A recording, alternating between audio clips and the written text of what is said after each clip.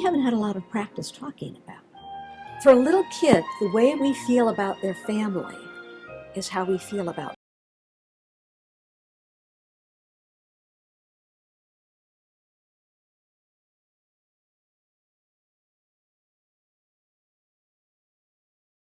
the world. If we ask children to behave in ways that are in their family are not acceptable, we're creating a wedge and we're telling children there's something wrong with who they are. If their family is not in any way part of the way we move, the visibility of our program, we erase their identity.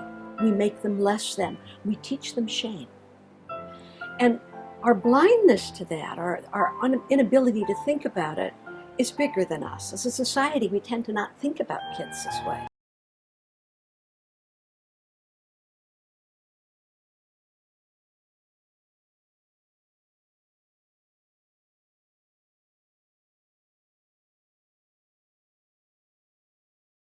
In the language we use, in the way we touch and don't touch, and how close we get.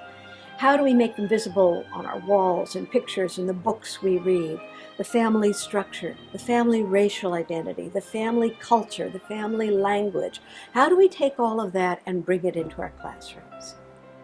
The other piece in that is also